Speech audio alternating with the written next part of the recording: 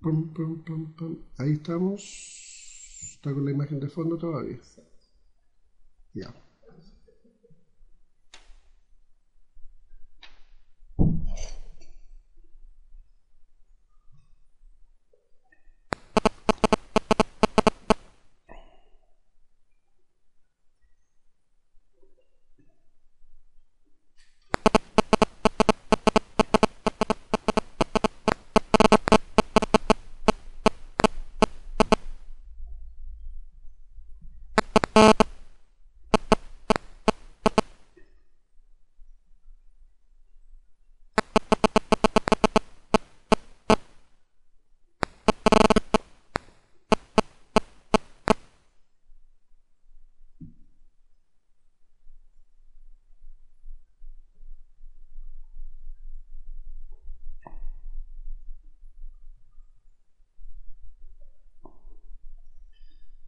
¿Estamos listos?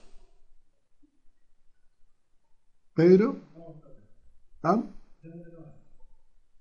Pero no veo imagen.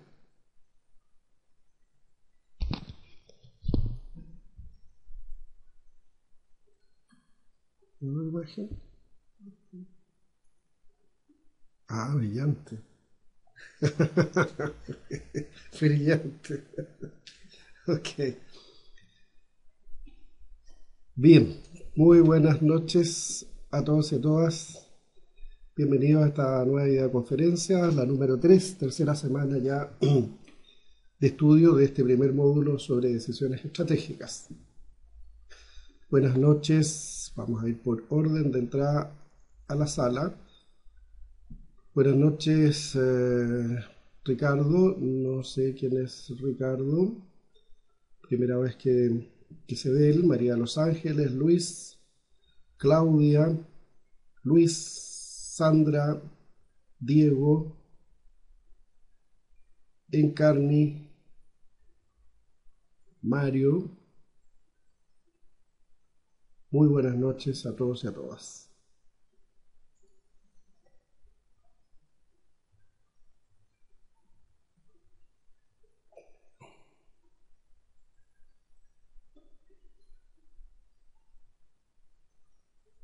Muy bien, en primer lugar les agradezco a todos la posibilidad de que hayamos cambiado la fecha eh,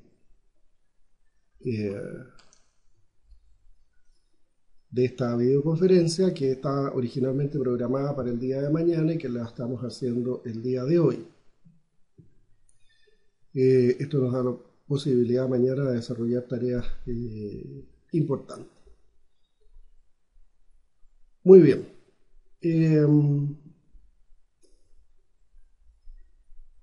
Ya vamos en 3 semanas.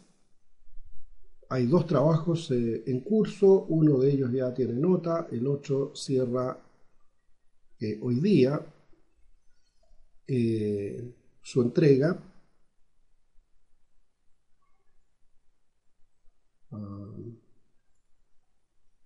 perdón, se me perdió algo acá.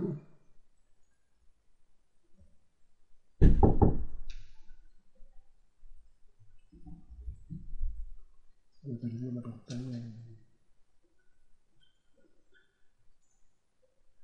Ahí está, perfecto. Se me había perdido la pantalla con las preguntas. Estamos cerrando, por lo tanto, la entrega de los trabajos. Ya viene un tercer trabajo en curso y así sucesivamente hasta que tengamos la clase presencial el día 9 de junio.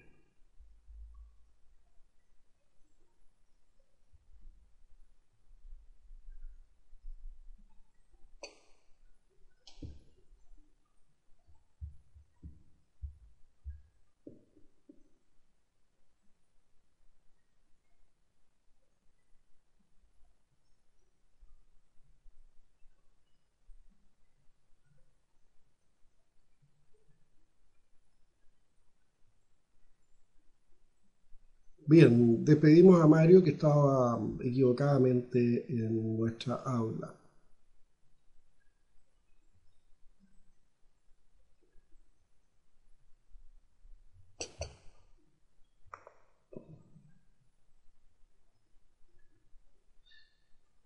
Claudia, ya les había señalado que preferentemente los trabajos deben ser desarrollados de manera grupal.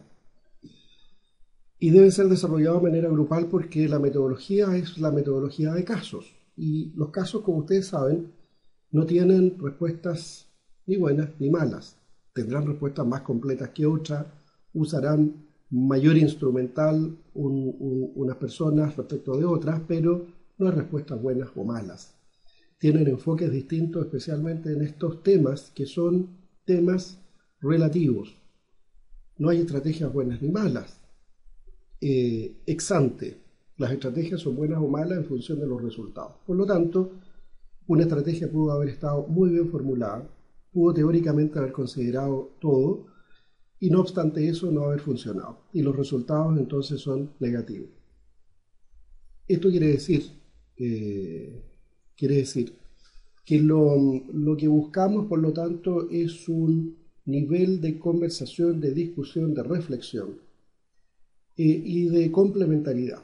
Ustedes provienen de distintos mundos, tienen distintas vivencias, distintas profesiones, han desarrollado trabajos que son probablemente todos distintos y por lo tanto son capaces de poner enfoques, énfasis diferentes en el desarrollo de un trabajo. La metodología de caso da la posibilidad de hacer eso precisamente, de discutir, de analizar, de poner los énfasis de acuerdo a nuestras propias apreciaciones y de generar algo que es muy importante, que es generar consensos. El trabajo grupal, por lo tanto, es preferible a un trabajo individual, porque además se desarrolla una habilidad que es una habilidad difícil, que es la de trabajar en equipo. Trabajar en equipo no es distribuirse, dividir el trabajo y después hacer un copy-paste, sino trabajar en equipo significa que cada uno se hace cargo de una parte que luego es puesta en común con los demás, es consensuada con los demás, es complementada con los otros y por lo tanto lo que hay es un trabajo iterativo, sistemático, de enriquecimiento progresivo de las respuestas y de las visiones.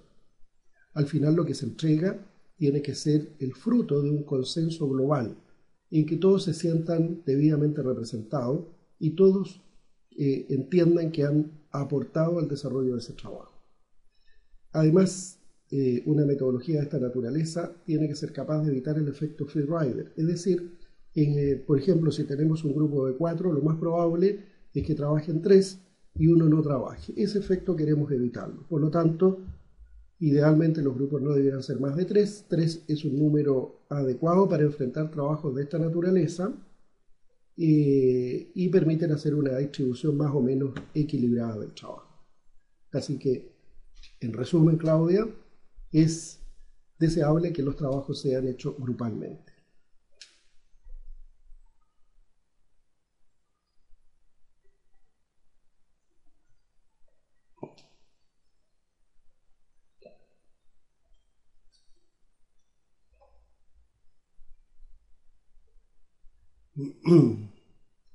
Quiero hacer una recomendación respecto del caso que viene, el caso Apple.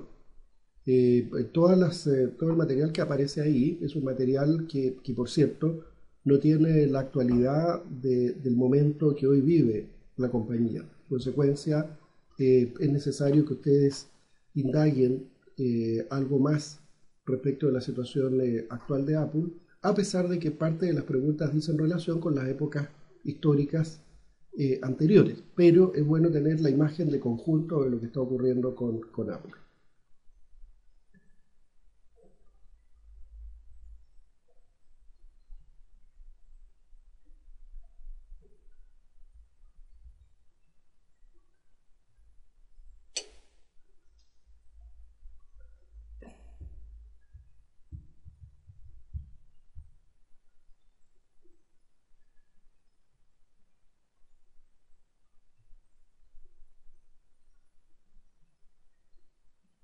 Sí, Sandra, lo más actualizado en términos de información, pero hay preguntas que dicen relación con las épocas anteriores de Apple. Por lo tanto, ahí lo que hay que hacer es responder de acuerdo al contexto histórico. Lo que pasa es que adicionalmente uno no puede sustraerse del momento actual, de los momentos recientes que ha vivido la compañía, de sus nuevas estrategias de negocio. La idea es que puedan tener una visión completa, global, del conjunto del sistema y a partir de ahí puedan contestar el cuestionario, pero considerando las especificidades de las preguntas. Damos la bienvenida a Fernando, que se incorpora recién.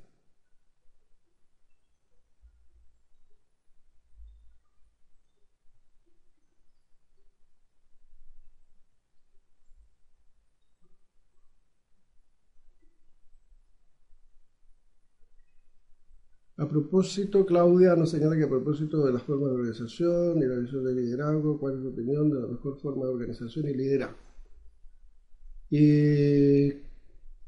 Claudia, respecto a los temas organizacionales y respecto de los temas de liderazgo, esto pasa exactamente igual que lo que les mencionaba antes. Aquí no hay organizaciones mejores ni peores. No hay organizaciones que tengan mejores estructuras que otras. Las mejores organizaciones son aquellas que van a lograr mejores resultados en función de cada uno de sus públicos de interés. Esas organizaciones pueden ser organizaciones rígidas, estructuradas, con muchos estamentos, muy jerarquizadas, o pueden ser estructuras muy planas. Del mismo modo, organizaciones que no son capaces de responder a los intereses de sus públicos de interés, que tienen malos resultados, pueden ser indistintamente estructuras planas, así como estructuras más complejas, piramidales. La clave, en consecuencia, no está en buscar la estructura óptima de acuerdo a una moda o de acuerdo a lo que se ve en el mercado, sino aquella que es más apropiada al momento histórico que vive la organización, al quehacer, a la misión, al tipo de producto, al tipo de relacionamiento que tiene con sus clientes, al tipo de inserción que tiene en su mercado. Y eso pudiera ser una estructura, como digo, plana o piramidal. Cualquiera de las dos puede ser apropiada. Por cierto, definir las estructuras supone conocer la naturaleza de la organización. Si tenemos una organización formada en un 90% por profesionales de alto nivel, que son muy libres en términos de su quehacer, si son muy creativos, entonces lo que necesitamos es una estructura más bien plana, una estructura más horizontal, una estructura más de iguales, una estructura más de compartir espacio. En cambio, si tenemos una organización orientada a la fabricación de un cierto producto, que es una organización industrial muy madura, en un mercado muy maduro, que requiere poca innovación, pero que además produce en grandes volúmenes, lo más probable es que necesitemos una organización de tipo piramidal. Cualquiera de esos dos enfoques deben ser complementados con una visión que le llamamos el enfoque de proceso. O sea, en lo personal, a mí me da lo mismo el tipo de organización que construyamos, porque las organizaciones son especies de dibujos a través de los cuales se ubican las personas, que les dan claridad a las personas en términos de jefatura, en términos de iguales y en términos de subordinados. Aclaran las funciones, permite tener claridad respecto de quién es el mando en una organización.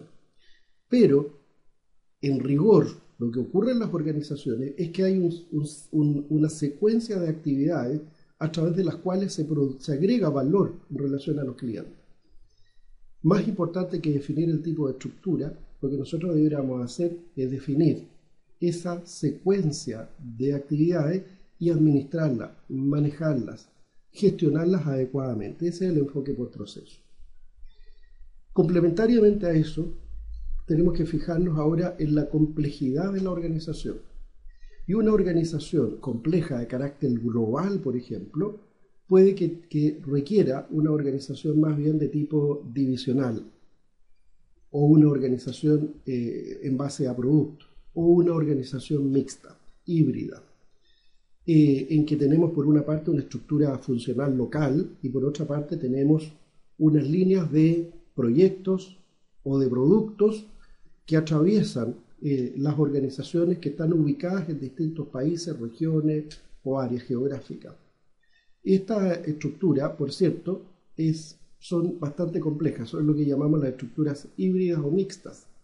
Son estructuras de alta complejidad. La complejidad deviene fundamentalmente de la disputa por el poder. Aquí lo que ocurre de manera natural es que hay ámbitos de decisiones que son pasados a llevar por otras estructuras y a nadie le gusta que sus espacios sean ocupados, sean, entre comillas, pisoteados por otros. El jefe de una sucursal, de una filial, por ejemplo, no se va a sentir nunca cómodo de que un product manager, es decir, alguien que está a cargo de la línea de producto a nivel global, esté dando instrucciones de cómo tienen que hacerse las cosas. Y naturalmente ahí se producen conflictos. Pero desde ese punto de vista, una estructura para una organización grande, que no tiene una sola localización, que está distribuida en distintas regiones o áreas geográficas o países incluso, esa organización probablemente se estructure mejor en base, desde el punto de vista funcional, en base a una estructura híbrida.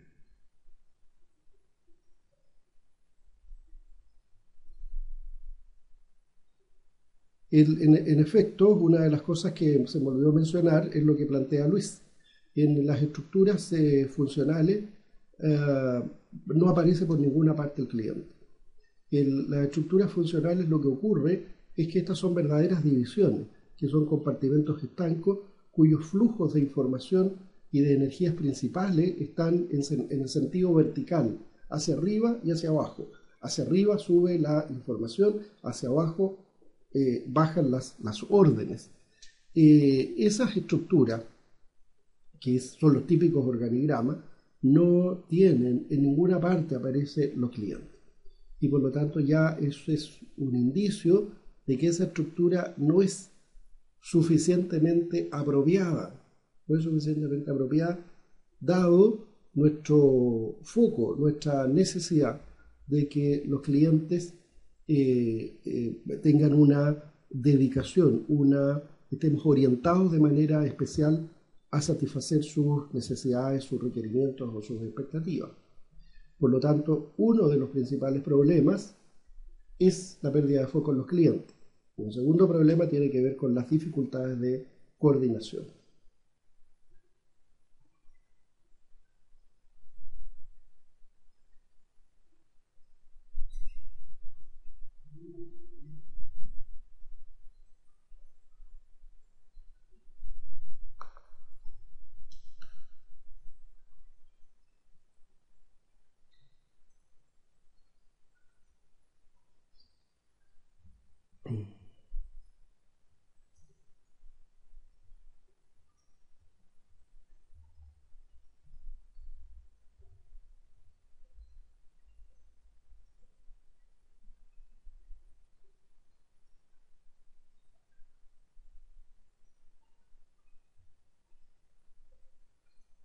Muy bien, ¿cómo están? Parece que están un poco callados hoy día. Diego nos pregunta acerca de las maneras de descentralización, de la forma, de los tipos de descentralización. Pensemos en lo siguiente, tal vez el concepto de descentralización es un concepto equivocado y que el concepto es más bien de hacer concentración. ¿Qué es lo que ocurre? Cuando nosotros tenemos una organización, el poder, es decir, la capacidad de toma de decisiones de carácter estratégico o táctico, pueden estar radicadas en un solo punto, que es estructuras de poder concentradas, o pueden estar distribuidas en distintos puntos, es decir, cuando desconcentramos el poder. Le podemos llamar también descentralizado. y podemos hacer esta descentralización del poder o desconcentración del poder. La podemos hacer mediante distintos mecanismos, todos los cuales están presentes en las organizaciones. Esto no es una cuestión teórica, esto es una evidencia empírica. Podemos distribuir el poder, por ejemplo, verticalmente y poner una cuota de poder en la primera línea de mando, una cuota menor en la segunda línea de mando y así sucesivamente. O podemos distribuir el poder horizontalmente, es decir, en partes iguales, en alícuotas, en cuotas, en las distintas gerencias funcionales. O podemos distribuirlo de manera selectiva, es decir, distribuimos una parte fundamental, importante, por ejemplo, al gerente de marketing o al gerente comercial, y una parte muy pequeña al gerente de producción. Entonces ahí tenemos una descentralización o desconcentración del poder de carácter más selectivo. Del mismo modo, esta descentralización o desconcentración del poder no ocurre tan solo al interior de una organización que tiene confines comunes, sino que puede ocurrir en una organización que está distribuida en distintas filiales o en distintas sucursales. Y del mismo modo, entonces, lo que podemos hacer es que desde el nivel central distribuimos ciertas cuotas de poder a los jefes, a los directores de unidades estratégicas de negocio, o les entregamos poco poder, o algunos lo hacemos preferentemente respecto de otros. A eso nos referimos con esto de la desconcentración o descentralización.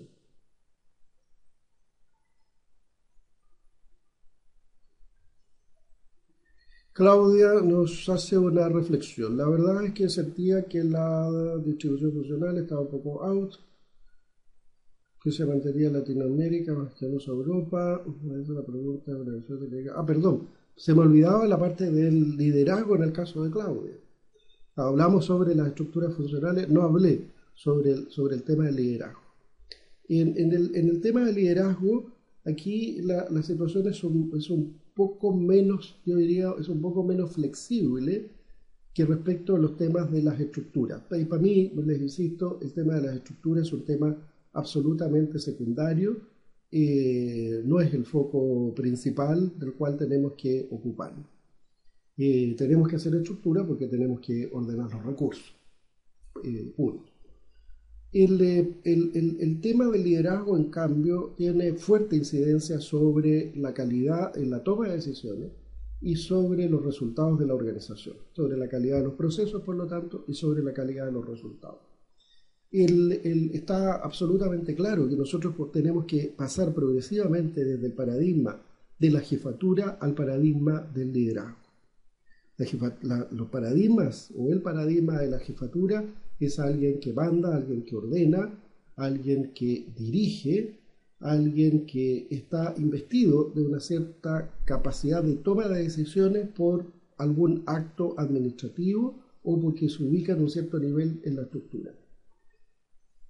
Pasar de ese paradigma del que manda al que inspira es la diferencia fundamental. Y digo que esto es un cambio de paradigma porque está demostrado que el elemento fundamental desde el punto de vista de la gestión tiene que ver con la calidad del liderazgo. Y cuando hablo del liderazgo, no estoy hablando del líder, estoy hablando de todos aquellos que toman decisiones dentro de la organización, es decir, de lo que llamamos el sistema de conducción o el sistema de alta dirección de la plana ejecutiva o gerencial. En esos casos, lo que buscamos es sobre todo liderazgos inspiradores. Yo diría que la palabra que mejor caracteriza el tipo de liderazgo que requerimos en una sociedad de alta conflictividad, de alta diversidad, lo que requerimos son liderazgos visionarios e inspiradores. Liderazgos que sean capaces de conducir en momentos de crisis, liderazgos que sean capaces de abrir las puertas de la creatividad en momentos en que se requiere, liderazgos que sean capaces de conducir más férreamente, más directivamente en momentos de crisis, por ejemplo, Por lo tanto, liderazgos que sean capaces de mutar de acuerdo a las condiciones. A eso le llamamos los liderazgos situacionales. Pero insisto que yo creo que la palabra que mejor, o las palabras que mejor lo caracterizan, son liderazgos inspiradores. ¿Por qué?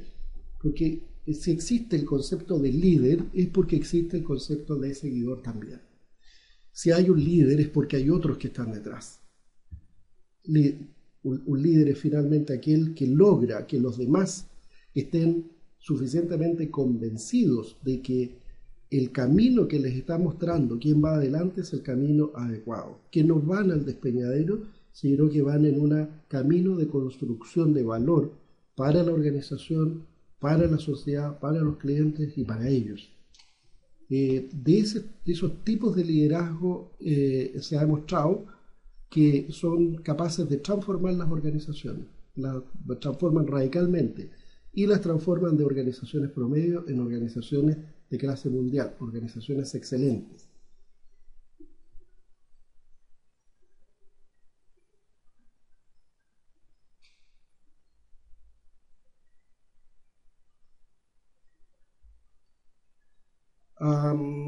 Sandra nos dice lo siguiente: para dirigir una empresa sería bueno determinar las funciones, orientarlas a indicadores y de esa manera orientar el organigrama, la distribución funcional.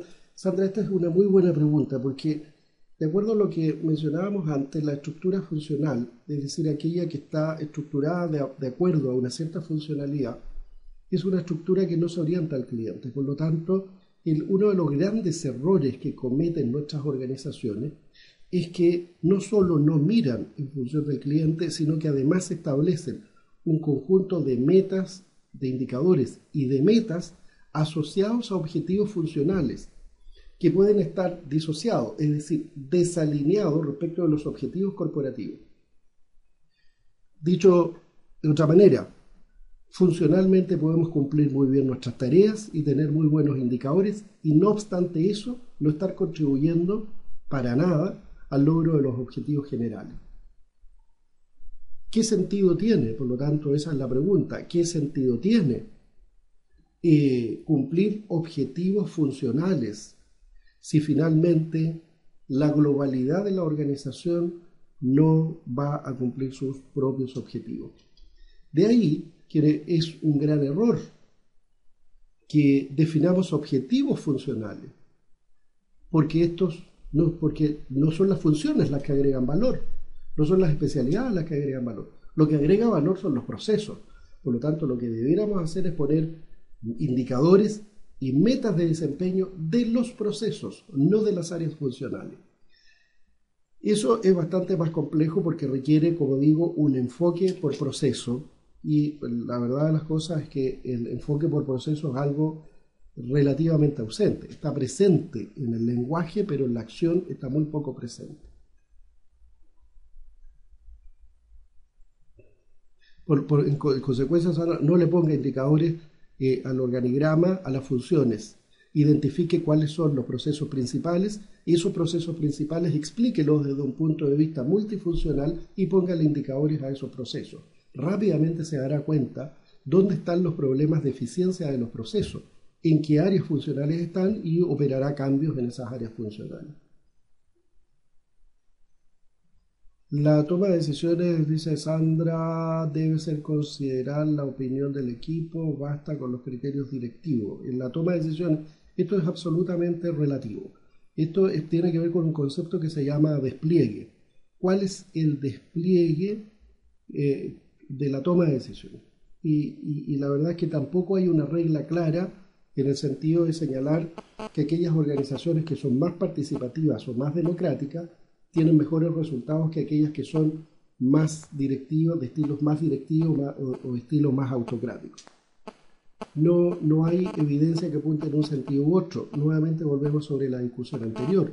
Aquí lo relevante es que la forma, la estructura, el tipo de liderazgo y de organización va a ser mejor o peor dependiendo del tipo de industria, del tipo de empresa, del tamaño, del sector y de la industria en la que opere. En consecuencia, Habrá temas en los cuales es importante la opinión de todos y en otros temas donde la opinión va a ser fundamentalmente de quienes tienen que tomar las decisiones. Por ejemplo, si tenemos que hacer un plan de reducción en una empresa, porque hemos hecho un estudio de los puestos de trabajo, hemos hecho un levantamiento de los procesos y nos hemos dado cuenta que una parte del personal, nos hemos dado cuenta que hay una cantidad importante de personal que está de más y que una parte puede ser reabsorbida en actividades que son relevantes para los clientes, pero otra parte tiene que salir de la empresa. En un caso de esa naturaleza, esa es una decisión que es del equipo directivo, que debe ser comunicada, que debe ser debidamente informada a los estamentos de trabajadores, pero difícilmente podemos hacerlos parte de esa tarea. Recién hoy día estaba en una planta muy moderna que es embotelladora andina y precisamente viendo los procesos embotelladora andina está en un proceso de inversión muy ambicioso, 300 millones de dólares. Hoy por hoy en la planta, ustedes saben que embotelladora andina lo que hace es embotellar los productos de Coca-Cola, por lo tanto en la práctica es Coca-Cola. Es la embotelladora de Coca-Cola del mundo, hoy por hoy más moderna del mundo. Y lo va a hacer durante un par de meses más hasta que se hagan nuevas inversiones en otras plantas, porque esta planta está siendo construida con el mejor estándar que hay en el mundo. Lo que existía hasta ahora, y todavía existe porque hay algunas líneas de producción que todavía están operando, es aquí en Santiago, para los que son de Santiago, en Carlos Baldovino, van a encontrar la planta de la embotelladora andina, del proceso productivo y además de toda la distribución, toda la logística de distribución. Es una planta chica, por cierto, que está metida en un sector urbano y esa planta está siendo trasladada a una planta que es 20 veces más grande, con tecnología muchísimo más moderna, con una capacidad de procesamiento muchísimo mayor en el sector industrial de Renca. Bueno, como esta nueva planta está incorporando tecnología de última generación, por ejemplo, es automatizada en un alto nivel. Tan automatizada es que los cargadores que tienen van a ser cargadores que no son conducidos por personas, sino que son cargadores automatizados, robotizados, que se conectan directamente entre la máquina que está sellando las botellas de plástico y el cargador, ¿no es cierto?, que los va a trasladar. Toda esa operación no requiere de personas. En la antigua planta se requería de personas.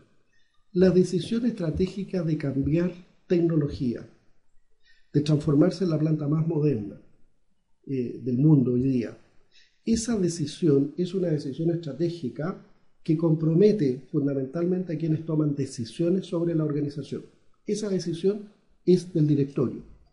La decisión operativa de cómo hacerlo, los ritmos, etc., es de los ejecutivos principales.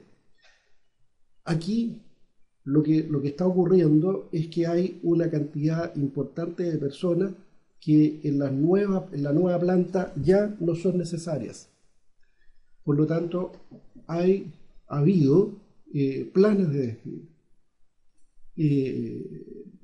planes de desvinculaciones, como se le llama eufemísticamente. Bueno, aquí esa decisión, por lo tanto, es una decisión de los ejecutivos, del nivel ejecutivo, que debe ser adecuadamente comunicada a los trabajadores, que debe ser trabajada con los sindicatos de tal manera que no haya costos sociales, ni tampoco haya costos de imagen para la empresa. De hecho, probablemente ninguno de ustedes se ha enterado que ha habido importantes despidos, 200, 250 despidos en las plantas de Coca-Cola. Y no los ha habido porque estos son retiros, primero voluntarios, Y segundo, hay planes programados de desvinculación de las personas que han sido negociados, trabajados con los sindicatos de trabajadores.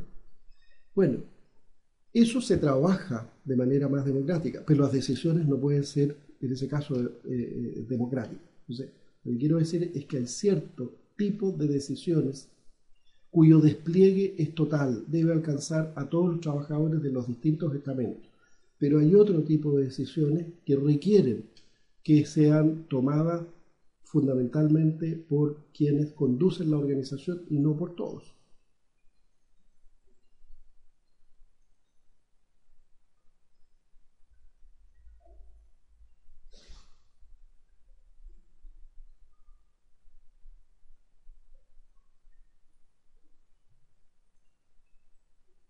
Veamos que me quedé muy atrás.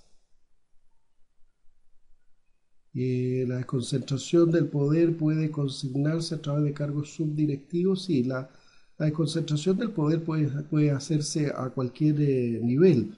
De hecho, puede hacerse incluso de manera informal, en el sentido de que formalmente nosotros entendemos que hay unos ciertos estamentos que son los que van en donde se va distribuyendo el poder, pero muchas veces nos enteramos que en las organizaciones hay alguien que no es de la jerarquía y que sin embargo goza de bastante influencia, de bastante poder. ¿Por qué? Porque el dueño, el gerente general, confía en esa persona y pide su opinión y lo hace partícipe de la toma de decisiones.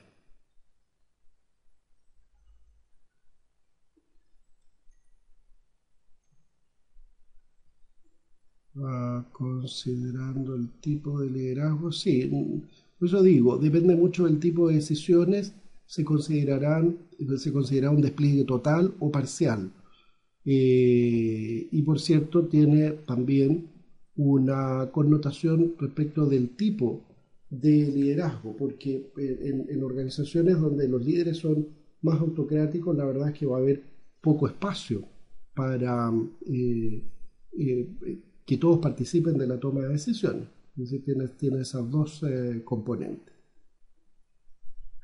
Estructuras matriciales son, las típicas estructuras matriciales son todas aquellas en las cuales existen, ustedes probablemente conocen los product managers. Por ejemplo, las empresas farmacéuticas tienen product managers.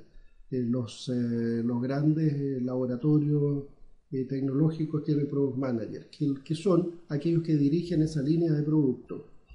Y esas líneas de producto, todas, la sumatoria de esas, son los productos que tiene la empresa y que son comercializados en distintas zonas geográficas. Merck, por ejemplo, uh, Behringer tiene una línea de equipos, tiene una línea de medicamentos, tiene una línea de reactivos, etcétera. Cada una de ellas tiene product manager y además están las sucursales o están las distintas unidades o filiales a nivel mundial que son dirigidas funcionalmente. Entonces el Product Manager lo que hace es imponer unos ciertos criterios respecto a las líneas de productos que son de interés de él.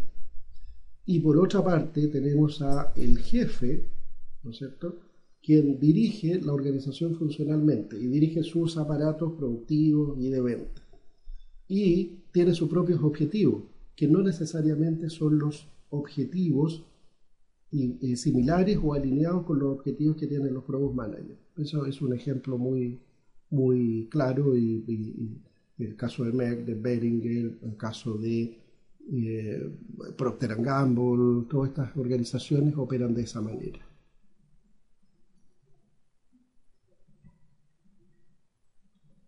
A Barría viene llegando, muy buenas tardes.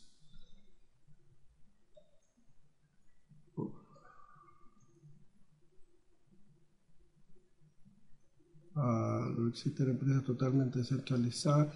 No, lo que pasa es que no existen empresas puras. A ver, una empresa completamente cuyo poder está absolutamente desconcentrado, la verdad es que no la hay. Siempre las cuotas de poder, ¿no es cierto?, son distribuidas en términos relativos, siempre hay alguien que manda un poquito más, que finalmente el líder.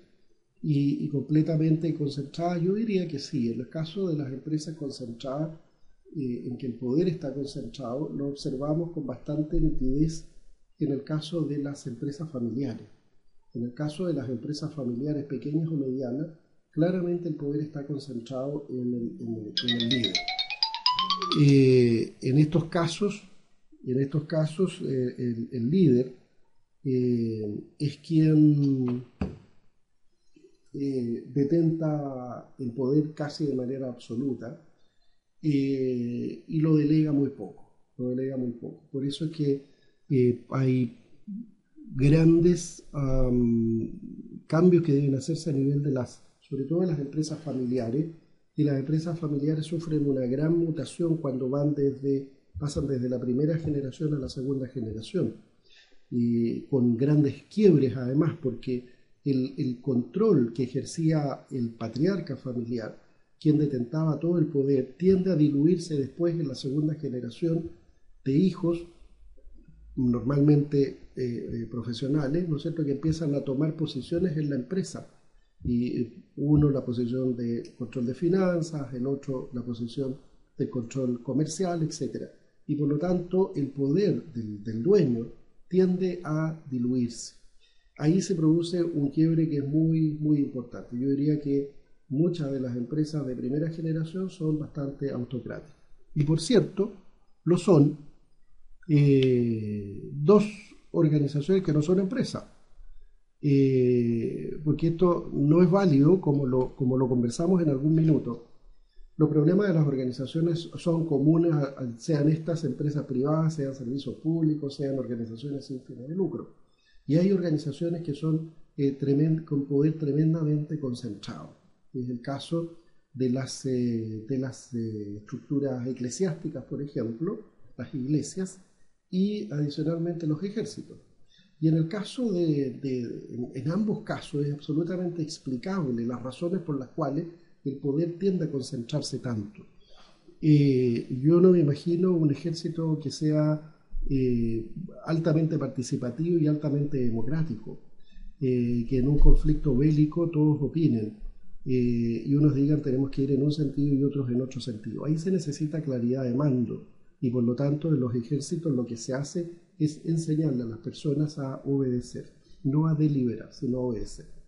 Y en el caso de las instituciones eclesiásticas, las instituciones de la iglesia, de cualquier tipo, pero se ve con más nitidez probablemente en la iglesia católica, es necesario mantener una cierta unidad. Esa unidad está dada por el reconocimiento de una jerarquía que es incuestionable. Y esa es la base sobre la cual se funda la estructura eclesiástica.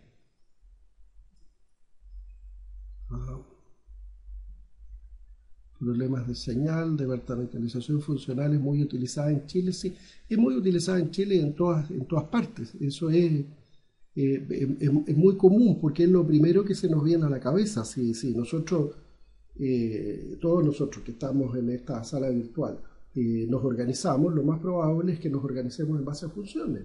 Y entonces vamos a elegir a un gerente general, a un gerente comercial, a un gerente de operaciones, vamos a tener un gerente de administración y finanzas, etcétera.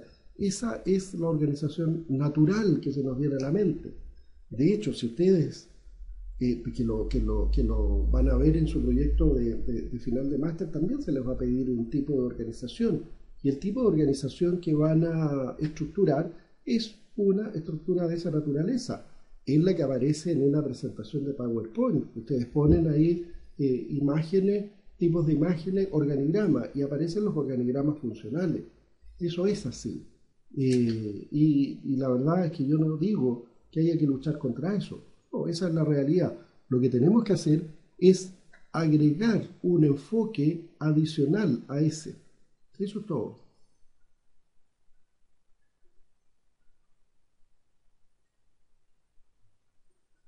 No, están... No entendí mucho ahí.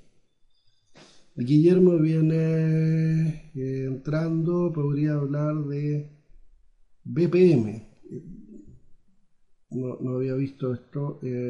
Fernando, ¿podría hablar de BPM? ¿Es posible hacer BPM por departamento en una empresa? Bien, el Business Process Management, que es el enfoque por proceso en la práctica, creo que sería a partir de todo esto también conveniente. Ya me había comprometido que en la clase del día 9 viéramos algo de Balance Scorecard. Creo que sería conveniente que también profundizáramos viéramos algo sobre BPM.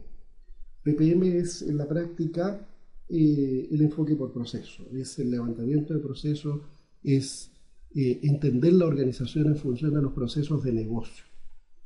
Y técnicamente, Fernando, no es posible hacer BPM por departamento, no es posible, porque BPM conceptualmente sugiere que el conjunto de actividades concatenadas para dar un determinado producto atraviesan las distintas funciones. Y eso destruye, por lo tanto, de manera natural la posibilidad de que esto esté radicado, que esté confinado en un cierto departamento. Son por naturaleza interdepartamentales o interfuncionales. Un proceso cualquiera, el proceso, por ejemplo, el proceso de diseño de un nuevo producto, no es propio del departamento de diseño exclusivamente. Es, por cierto, del departamento de diseño, pero también lo es de marketing, también lo es de producción, también lo es de finanzas, porque hay actividades que están encadenadas entre sí y que atraviesan las distintas funciones, porque el de finanzas tendrá que ver los temas de costo, porque el de producción tendrá que ver la factibilidad técnica de que esos nuevos diseños puedan ser producidos, porque el de marketing tendrá que incorporar la visión de los clientes respecto de las posibilidades de diseño. Es decir, no es tan solo del grupo de diseño, del departamento de diseño, sino que es de varios otros departamentos más. Por eso, por naturaleza, digo, son interfuncionales, son interdepartamentales, no monodepartamentales.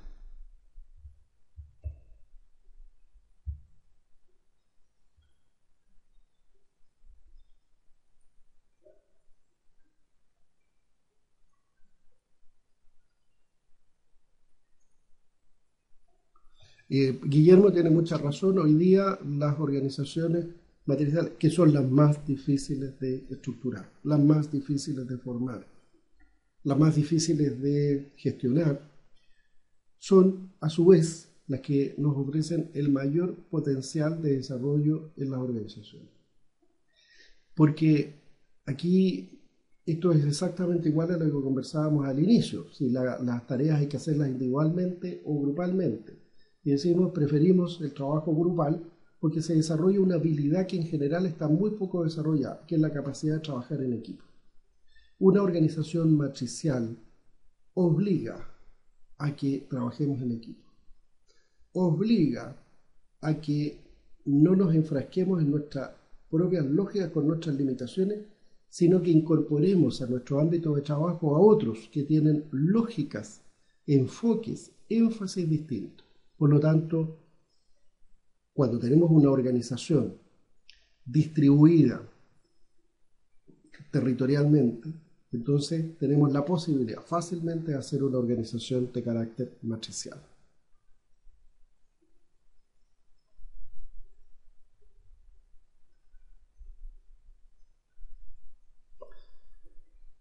Como estamos, hay varios que no han opinado. Vamos a hacer un repaso. Ricardo, Claudia ya opinó. María de Los Ángeles no ha dicho nada. Luis ya opinó. Sandra, Diego también. Mario estaba equivocado.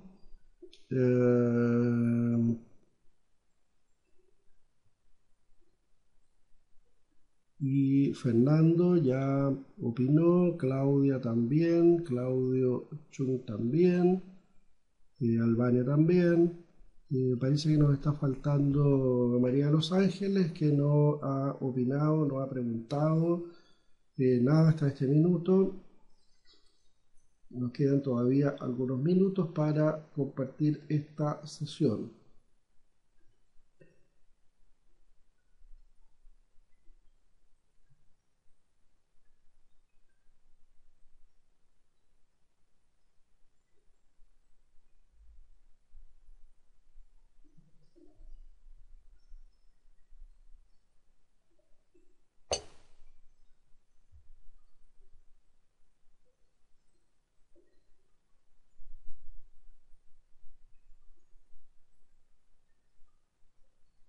¿Cómo estamos, muchachos? ¿Por qué tan callados?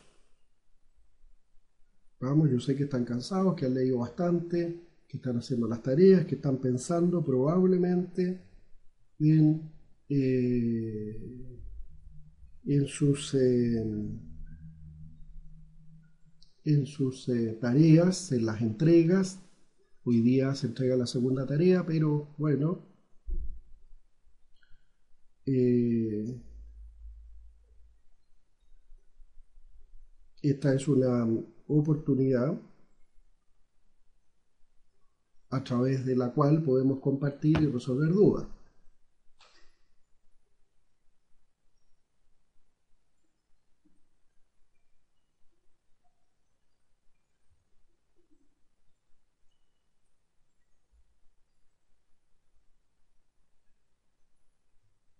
Sí, yo sé que están trabajando en el caso. Sé que están bastante atareados, pero bueno, esto es bastante intenso y esperamos que el resultado sea positivo en el sentido de que les ayude a ustedes a incrementar no solo el nivel de conocimiento, sino además en este curso en particular, en este módulo, la capacidad reflexiva. Aquí no hay recetas de cómo hacer las cosas, sino fundamentalmente hay herramientas que nos ayudan a tomar decisiones, que nos ayudan a discriminar entre una opción y otra. Pero cualquiera sea el curso que se tome, nunca va a estar asegurado el éxito.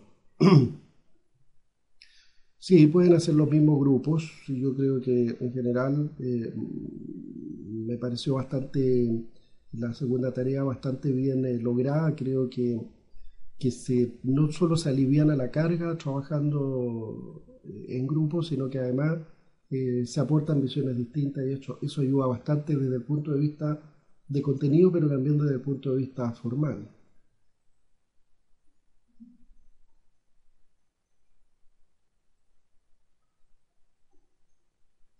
Am, la- Luis nos plantea algo sobre la administración por objetivos en control de resultados. El, El, la administración por objetivo, tiene la virtud de poner unos ciertos objetivos, de traducirlos en indicadores y poner unas ciertas metas. Y en base a eso hacer el control. Por lo tanto, es muy adecuado desde ese punto de vista. Por cierto, no es aplicable a cualquier tipo de organización. Hay ciertas organizaciones en las cuales, más que la administración por objetivo, necesitamos hacer una administración más en función de procesos, es decir, de avances parciales, de logro, de cumplimiento de actividades, y no tan solo revisar si es que los objetivos han sido cumplidos o no. Eso funciona bien cuando tenemos una organización altamente profesionalizada, altamente comprometida, con un claro alineamiento entre lo que son los objetivos personales y los objetivos corporativos, pero no funciona necesariamente bien en cualquier tipo de organización. Pensemos en lo siguiente, pensemos en una obra constructiva, en una construcción, en un edificio. La administración por objetivo no es necesariamente la más apropiada a todo nivel. A nivel de los operarios, lo que necesitamos hacer es controlar actividades, el cumplimiento de actividades en unos ciertos tiempos determinados. Probablemente al gerente de la obra, al encargado de obra, lo podremos medir en función de los objetivos. Y los objetivos son la obra construida sin observaciones en un tiempo determinado. pero de ahí hacia abajo lo que cumpliremos, lo que mediremos son ciertos hitos, más bien de actividades, de cumplimiento de actividades. Sí, Fernando señala una duda que es razonable, no todo el material lo alcanza a leer. Fernando, entiendo perfectamente, y la idea no es que necesariamente leas todo el material porque tendrías que tener libertad absoluta de dedicación total y aquí no hay dedicación total, ustedes trabajan, tienen poco tiempo y por lo tanto tienen que concentrarse en lo medular. ¿Qué cosa es lo medular? Yo diría, hay algunas cosas que necesariamente tienen que leer. Hay unos documentos que se llaman apuntes. Los apuntes es absolutamente necesario que los lean. Extracto de los apuntes son las presentaciones. Ustedes tienen también en cada módulo las presentaciones flash. Esas presentaciones son el resumen, son un extracto de los apuntes. Por lo tanto, mi recomendación es lean los apuntes, y luego vean esas transparencias, esas presentaciones flash. Solo si y solo si les queda tiempo, vayan a los materiales complementarios. Los materiales complementarios tienen relación indirecta con las materias que ustedes están viendo. No hay una relación nítida entre esos materiales y lo que están viendo. Por lo tanto, es posible que en algunos casos incluso tiendan a confundirse. Les recomiendo que eso lo vayan viendo en el tiempo, que vayan viendo los resúmenes y si hay algún tema que a ustedes les interesa particularmente, profundicen sobre eso ya con el conocimiento anterior instalado, pero no lean todo de manera secuencial porque no van a llegar a ninguna parte.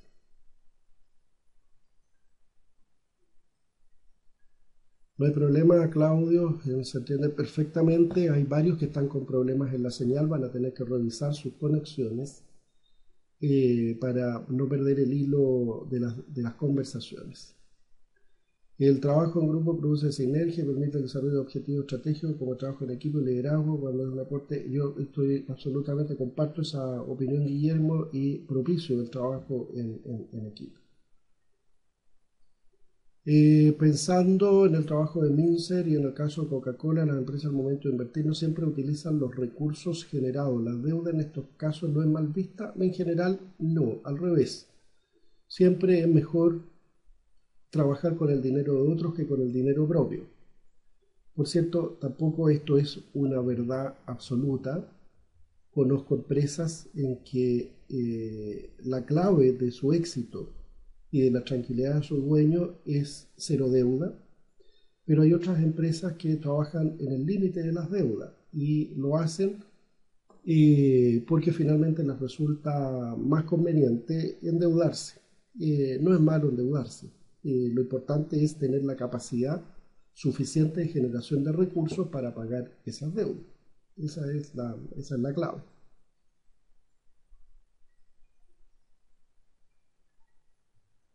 Respecto a los foros, no entendí, Sandra. Barriga, yo espero que los trabajos sean más bien grupales, más bien grupales. No entendí lo que mencionaba el tema de los foros.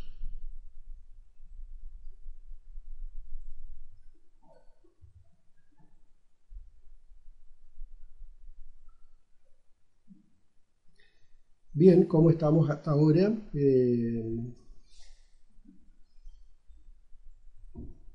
Espero que ya después de 3 semanas de trabajo, de empaparse en este tema, estemos con un lenguaje, con una capacidad reflexiva distinta de cómo ven las cosas. Me parece que el trabajo de Mincer es un trabajo muy didáctico desde el punto de vista de la capacidad de reflexión estratégica que tiene el líder Jones, Andrew Jones.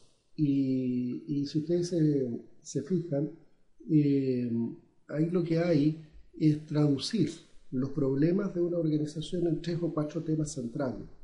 y abordarlos de manera sistemática. Y el análisis, por lo tanto, es un análisis muy grueso, si se quiere, pero muy certero. Esa capacidad de reflexión estratégica es lo que debiéramos buscar siempre. A veces se mide en función solamente de los resultados y por lo tanto los líderes de las organizaciones lo que hacen es preguntar por resultados y si los resultados son malos, como en el caso de Mincer, entonces no hay nada que hacer. En lugar de ver ahí las grandes oportunidades que se abren para aprovechar el crecimiento del mercado, para aprovechar activos inutilizados de la empresa, es decir, mirar las oportunidades en lugar de los problemas.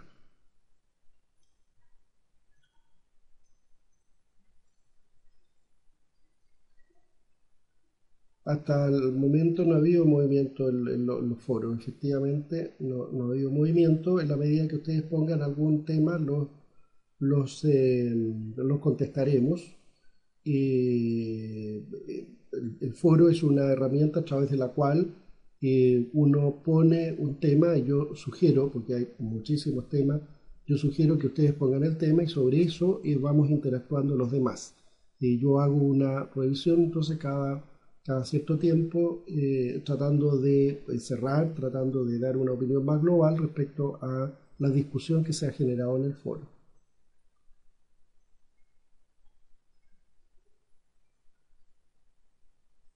Exacto, Guillermo, en términos de endeudamiento, la ingeniería financiera permite establecer niveles óptimos de apalancamiento, lo es ideal para determinar el endeudamiento de la organización, así es.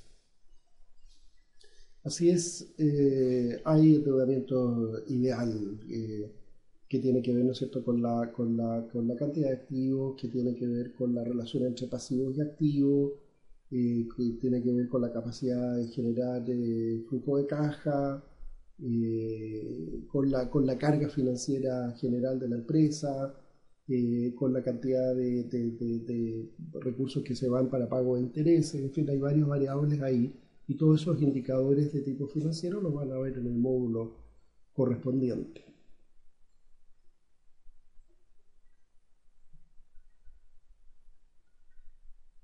Muy bien, una vez más ha sido una videoconferencia muy activa, muy interesante. Espero que haya sido aclaradora respecto de las dudas que ustedes tienen. Si no hay algún otro tema, si no hay alguna otra duda que a ustedes les asalte en este minuto, lo dejaríamos hasta aquí. Por lo tanto, quedo a disposición este minuto si hay algún nuevo tema que discutir.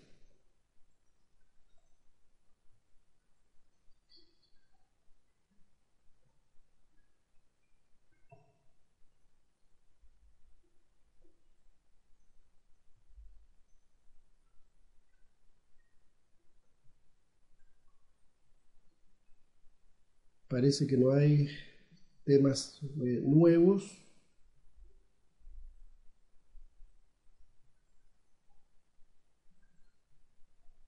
Si no aparece ningún otro tema, entonces estaríamos dando por cerrada esta nueva videoconferencia, la tercera ya que llevamos.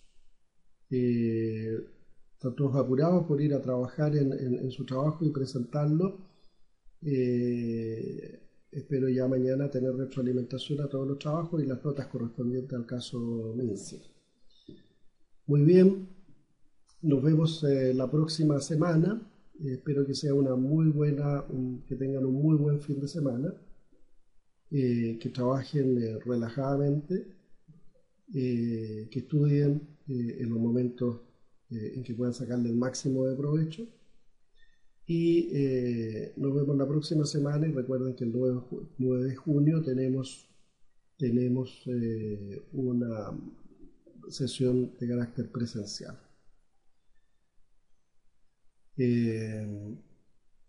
Ok, ya están en las coordinaciones entre ustedes, así que nos despedimos. Muy buenas noches a todos.